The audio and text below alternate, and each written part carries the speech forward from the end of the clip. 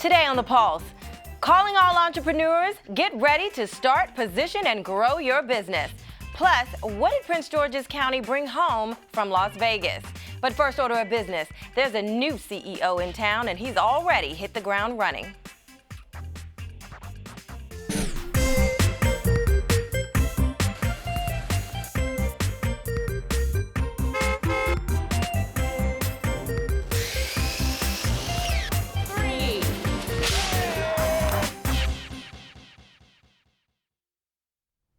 Hello, I'm Denise Roberts and welcome to The Pulse, the one show dedicated to helping Prince George's County's businesses.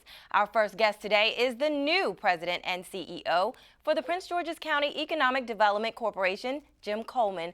Thank you for being here today. Denise, it's a pleasure being here. Thank you for having us. And I'm so glad you're here because, there's so many resource organizations out here for businesses, and it just makes me wonder, does everyone know about the Prince George's County Economic Development Corporation? I don't think so, but I'm glad you've got us on the show so we can make sure that all your viewers know all about the wonderful programs that we have available. Okay, good. So could you give us sort of a broad overview of what EDC's role is in the county, and then more specifically to what programs you have for small businesses? Absolutely. It's really focused on two types of customers. The first customer is the job seeker. Okay. All of our residents out there who are looking for jobs, which right now there are over 20,000 of our residents who are ready. They've been trained, they're highly skilled, and they're looking for work.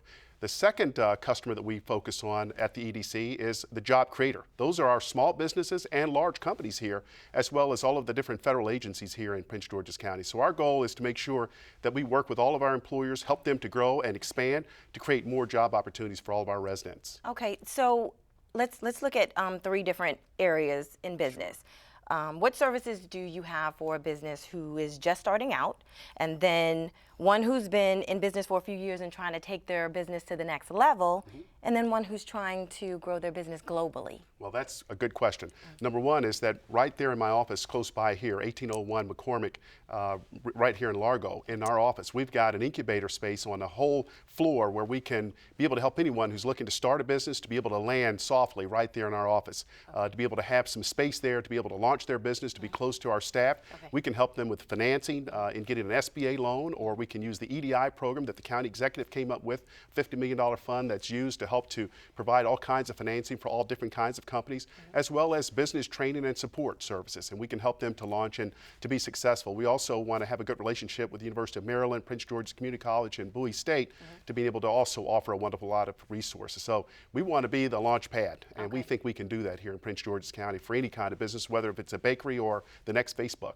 Okay, so on Twitter, we had a question come from someone who's a business owner, and he asked the question, if he wants to relocate his business to Prince George's County, Maryland, what would be his first step? Well, the first step is to give us a call. You can give me a call, right? Our phone number is 301-583-4650.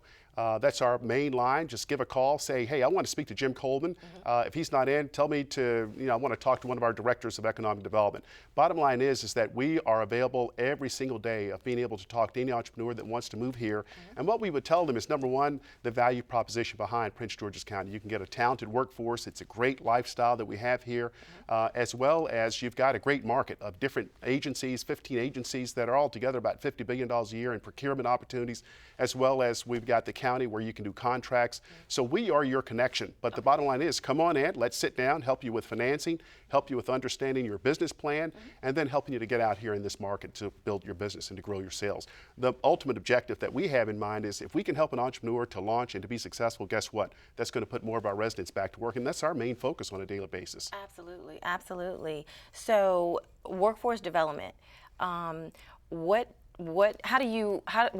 comes out of your workforce development division, and in terms of different projects that are coming to the county? That's a good question. Workforce development is another major area of economic development, and what we do is we help employers who are looking for residents who want to work. We can take them to our website and help them to match up and have profiles with anyone looking for a job, as well as the employers can post those jobs. The other neat thing about this, Denise, is that we at the Workforce Development Center, we can offer up to 90% of the first 6 months of pay of anyone out there looking to hire one of our residents. we'll pay up to 90% of their salaries for the first 6 months. That's a major investment that we can make in any business, whether it's a small company, a not-for-profit, a church, or a big company. We can offset that cost, and that's substantial. The other thing is that if you're looking to train and develop your organization, and let's say if you got a customer service program that costs $20,000, we can cover up to 50% of that cost, or $10,000. So there's a lot of resources there to be able to help somebody to launch. Okay, and really quickly,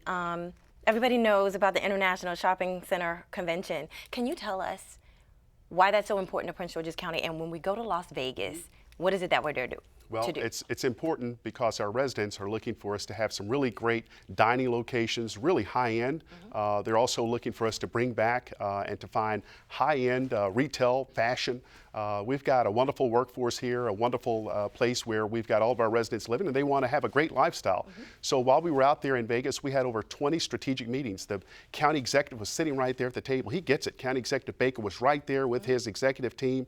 The governor came into a few of the meetings, but we had really frank discussions with retailers and developers who are looking to bring some really high-end shopping back. Some of these companies are public companies, and so we can't announce right now today exactly what their decisions are, but you can be assured that over the next couple of weeks, we're going to have some big announcements. And I hope to get back on your show when we have those big announcements coming from some big, nice restaurant chains, as well as some great retailers that are really high-end that I think our community is going to be excited about. And you can't give us a hint on any of that today? Well, some of them, I better, for protecting them, I better keep it close to the vest. And I'll just get back on your show. Okay, really good information. Jim Coleman, thank you so much for coming on the show today. Looking forward to being back sometime. Sure.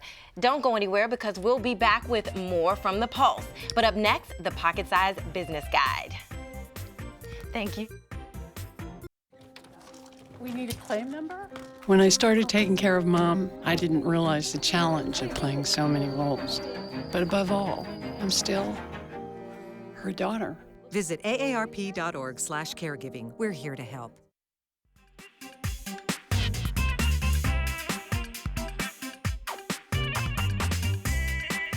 Whether you're going out on your own for the first time or maintaining your business for many years, being an entrepreneur takes guts, and it is not an easy journey. Here are 5 top tips for growing your business, courtesy of Forbes.com. First, fake it till you make it. Whether it's the language you use in your marketing materials or with new customers, until your enterprise becomes a bit more established, it is important to radiate confidence. Number 2, don't express doubts. It's important to develop a game face when things get tough. Your investors and employees alike need to know they are investing themselves in a confident leader. Third, get used to the word no. Every no is an opportunity to improve upon your product or service, and it helps you develop a thicker skin and a more compelling pitch.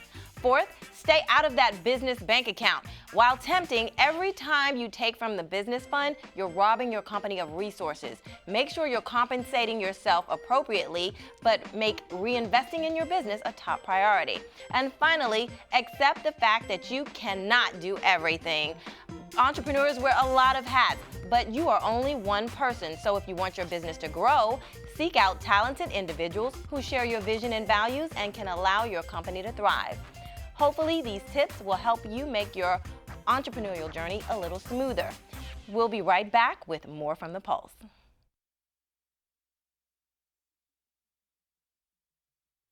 We finally bought a place. You seriously have enough saved to do that? We've been putting a little aside each month. So at the end of the month, we have nothing left to save.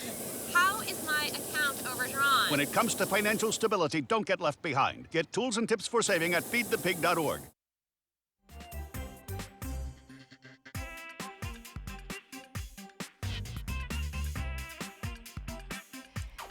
Welcome back, and thank you for tuning in with us on The Pulse. Here to talk about a new program for businesses in the county, June Evans, Interim Director for the Center for Entrepreneurial Development at Prince George's Community College. June, welcome to the show. Thank you, Denise, for having me here today. Absolutely. You know, in the first segment, we mentioned how there's so many resources out here with services to benefit businesses. Can you talk about the Center for Entrepreneurial Development and, you know, how you got started, and more specifically, how your program is set apart from all the other organizations?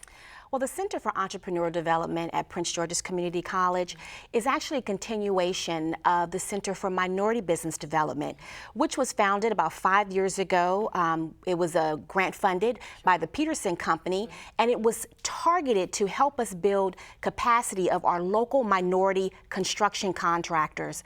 You know, for many years, you know, we have these large projects, but our minority and local contractors do not get that same opportunity because they don't have the capacity to do the work.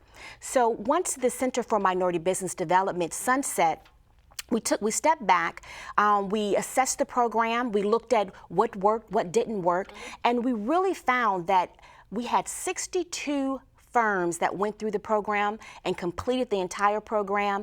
And out of those 62 firms, we saw a tremendous increase in growth in revenue as well as employees. So what we decided to do was say, you know what, let's take that same business model and expand it to other industry sectors so that we can be able to help multiple businesses, no matter what industry you're in, build capacity and grow. Okay, so let's talk about capacity, because we hear that a lot. You know, we've had people even say on this show how one of the issues with small business who are not able to get access to the opportunities is that they don't have the capacity. What does that mean? You know, are we talking about lack of finances, human capital?